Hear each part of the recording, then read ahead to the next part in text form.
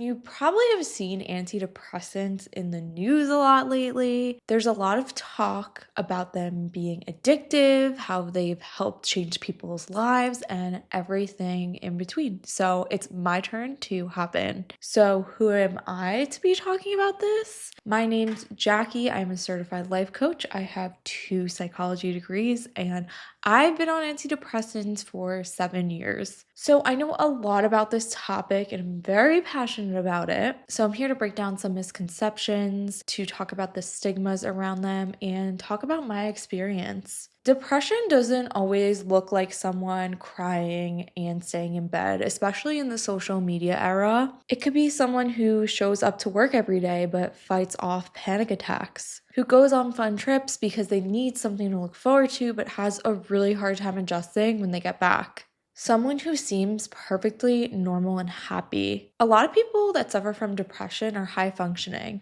Back in the day, one of my professors called anxiety and depression the common cold of mental illness, and I thought, well, that's pretty rude because this common cold is kind of ruining my life. But it's so true, so many people suffer from it. Let's get some receipts. A survey conducted by the National Health Review concluded that about 1 in 5 adults experience symptoms of anxiety or depression within the past 30 days. This study was done in 2022. 1 in 5 adults, that is 20%. That is pretty wild, which means there's a lot of people seeking medication for it. Naturally, this same organization concluded that in 2015 to 2018, 13.2% of adults used antidepressants. This was before the pandemic. This was almost 10 years ago.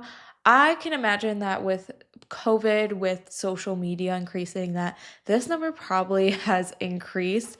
And this is just an American study. This isn't a precise number. This is just the best I could find just to give you some context. Let's back up and talk about what antidepressants actually do because there's so much talk about it. So many people are on it, but do you know what they actually do to your brain? I love to say all the time that anxiety and depression is caused by a chemical imbalance in your brain, but what the fuck does that actually mean? When there's a chemical imbalance in your brain, there's either too much or too little of neurotransmitters. The 3 main neurotransmitters associated with this are serotonin, we love her, dopamine, and norepinephrine. But after doing my research, I found out that depression is actually caused by a lot more than just this potential chemical imbalance. There's many factors at play here, including genetics, including faulty mood regulation by the brain, and external stressful life events. Regardless, whatever is causing depression is usually not control and definitely never your fault. I also linked my resources below if you want to read more about this. So this is the science behind it. Let's take a look into the shoes of someone who lives it. So the summer of 2018 is when my mom pushed me to go on antidepressants and get help because this was the time I was living that stereotypical life of a depressed person. I was having a really hard time getting out of bed.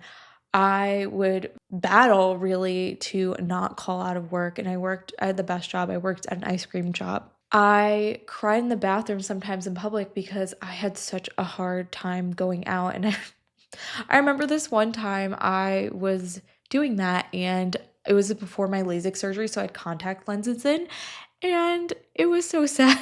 If you have contacts, you know, like the contact got all smudged in the corner of my eye, and I was just like, why me? Like, I was struggling, man.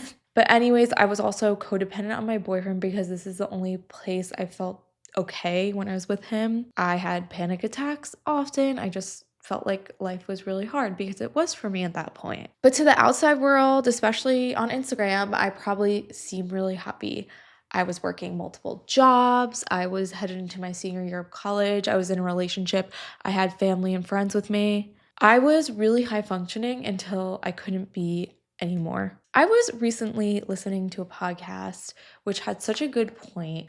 It's called Caps Lock. It's a really good health podcast, but she was doing an interview with someone who talks about how she was on antidepressants, and she was saying that the antidepressants don't cure all the mental health. It's just something that allows you to get out of the dark hole so you could start building tools for yourself to recover further. And this was articulated perfectly for me. Like, this really hit home. Taking that little pill really helped me to feel like myself again. I could finally breathe. I no longer hated life or found it too difficult. I started liking it again. It was nice. I've also seen this in one of my clients. We started working together before she started taking antidepressants, and we were making progress, but I knew she just reminded me of who I was before I started to take them, and I knew they would really help her. And she talked to her doctor, she got on them, and her progress really skyrocketed after she started taking antidepressants and they started to kick in and work. She's really come so far, and it just makes me so happy, and I'm so happy for her. Just know that it can take 6 weeks to take full effect. This is what my doctor told me. At least this is the kind I take. But for all of them, it does take some time to take its full effect. It won't kick in the next day unless you're taking something like Xanax that's like that's more of a situational medication, not something you take every day. Anyway, with the help from the antidepressant, it was like a hand reaching to me from that dark hole, and I have been able throughout the years to build a really good toolkit to help me with my mental health. Thank God. It is 1,000 times better than it was before, but I still have my moments. This past winter has actually been really hard for me. I get seasonal depression, and this year it's been hitting, and I've been relying on my tools. And this winter, I'm a perfect poster child example of a high functioning depressed person. People probably don't even know my closest people to me, except my fiance sometimes. I keep it to myself. I go to work, I run this business, I'm learning about crypto investments, I'm planning a wedding, I'm booked and busy, I'm exercising, I'm still doing all the things. You know, some days, of course, I'm doing less because of my mental health, but I'm still very high functional when I'm depressed. You probably wouldn't know.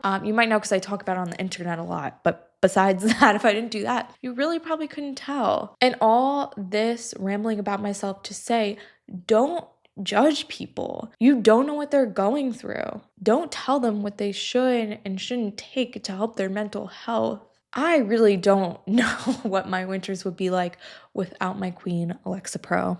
As I was saying though, my mental health tools have been really clutch this year, and I want to tell you what they are, so maybe you could use some of them. Journaling, my favorite, I do this every morning. Meditation, game changer. Honestly, I don't think I would have been able to meditate when I was in a dark mental health place because I was just very unwell, so the idea of sitting in a dark room and calming my thoughts was really hard. So don't put pressure on yourself to meditate. But I do have really good guided meditations if you want to start.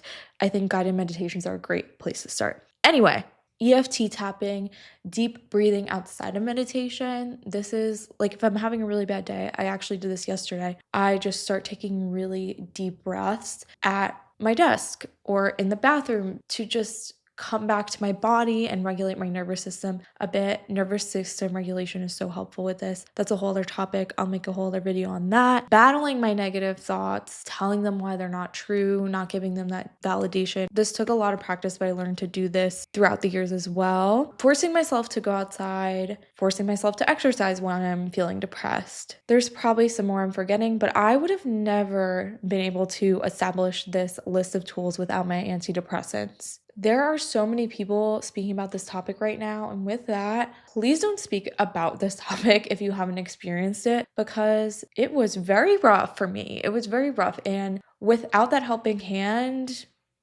antidepressants really do save lives. They saved mine. That being said, I want to talk about something that makes me angry. The stigma around antidepressants. This stigma kept me from getting that help I really needed for a couple years. I was afraid to put medication in my body. As you should be though, you should always be mindful of what you're taking and the side effects. But more than that, I was afraid of being someone who's on medication. I was afraid that people would think I was crazy for taking medication. It felt really scary to me, which it shouldn't. Like you would take heart medication if you had heart issues, so why not take brain medication to help mental health issues? We've gotten a lot better as a society about this stigma, even since I've started taking antidepressants, but it still exists, unfortunately. And if you're someone who was like me, who is thinking about it, but they're scared, I will tell you this: if it's gonna make you happy, who cares? Don't you want to be happy? Listen to my story. I'm a new person since I started taking them. I used to say I hate life like every day, and I love it now. I'm obsessed with it. I love the beauty in the little things, and I'm a life coach. I help other people with their mental health. Like, if you told me all that before I started taking antidepressants, I probably wouldn't have believed you. So you don't know what's waiting on the other side for you, and you deserve all of that. Take the help if you need it. Whew, you better preach, honey.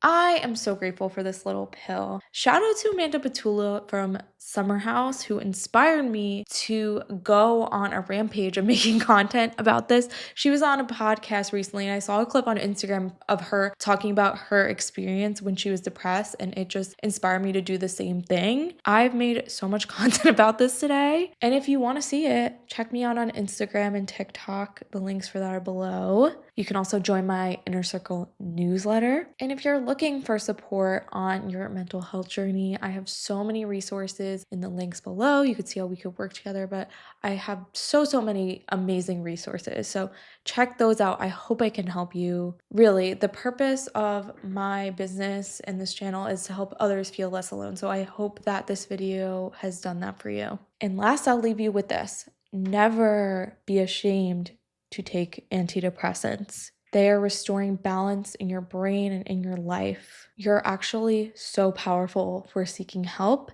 and they can save your life the way they saved mine. Thanks for listening. Lots of love. Make sure to subscribe. I will see you in the next video. Thanks for being here. Woo. Okay.